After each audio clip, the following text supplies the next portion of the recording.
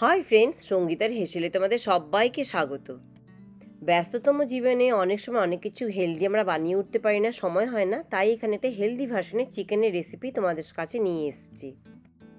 বানাতে যাচ্ছি শীতের সবজি দিয়ে একটি চিকেনের রেসিপি। এখানে নিয়েছি দুটো নতুন আলু, ছাল না ছাড়িয়ে হাফ করে কেটে নিয়েছি একটি গাজর আর নিয়েছি দুটো শালগম। ওয়েট লস বা ওয়েট মেনটেন্যান্সের জন্য কিন্তু এই রেসিপিটি একদম পারফেক্ট। আর নিয়েছি এখানে একটি বড় সাইজের পেঁয়াজ চাকচাক করে কেটে নিয়েছি, একটি বড় সাইজের টমেটো সেটাও বড় বড় করে কেটে নিয়েছি কয়েকটি কাঁচা লঙ্কা, আদার টুকরো আর 6 ক্লোভ রসুন। এখানে নিয়েছি পরিষ্কার করে ধুয়ে 1 কেজি চিকেন মিডিয়াম পিসে কেটে নিয়েছি। চাই কিছুটা গোটা গরম মশলা, নিয়েছি দুটো তেজপাতা, ছোট একটি দারচিনির টুকরো, কয়েকটি গোলমরিচ, লবঙ্গ আর ছোট এলাচ। তা প্রথমে চিকেনটা এখানে আমি মেখে নিচ্ছি। দিয়ে দিচ্ছি সব কাটা সবজিগুলো। তবে এই রান্নাতে এমন নয় যে ম্যারিনেট করে অনেকক্ষণ রেখে দিতে হবে,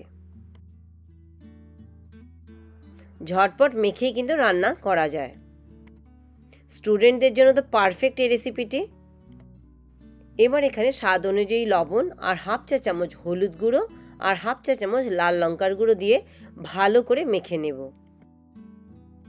শীতের মরশুমে বাজারে কিন্তু প্রচুর ফ্রেশ সবজি পাওয়া যায় এখন, তা তোমাদের পছন্দ মতো সবজি দিয়ে তোমরা এই চিকেনের রেসিপিটি বানিয়ে নিতে পারো।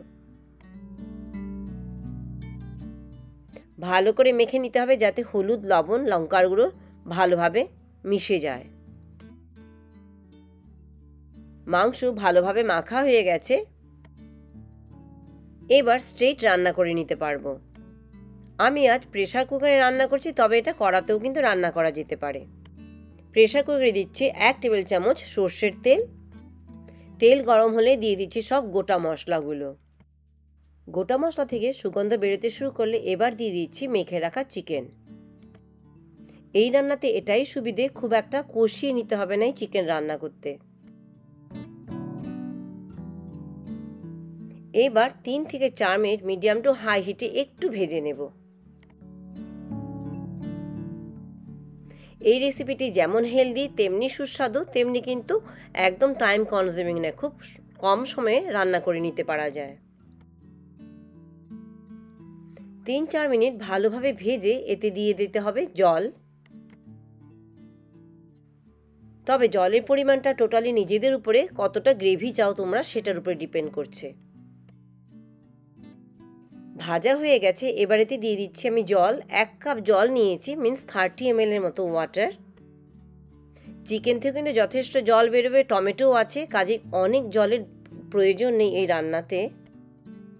জল দিয়ে ভালোভাবে মিশিয়ে প্রেসারে লিড লাগিয়ে দিচ্ছি। এবার জাস্ট একটি হুইসেল দিয়ে কিন্তু গ্যাস অফ করে দেব আমরা এখানে। কড়াতে রান্না করলে এই সময় ঢাকা দিয়ে 10 থেকে 12 মিনিট রেখে ঢাকা খুলে দিয়ে চেক করে নিতে হবে। এই শীতের মৌসুমে বাজারে কিন্তু খুব ভালো ব্রড বিনস, বিন, কড়াইশুঁটি সবই পাওয়া যাচ্ছে। একটি হুইসেলের পর গ্যাস অফ করে দিচ্ছি আমি এখন। গ্যাস একটু ঠান্ডা হতে দিচ্ছি।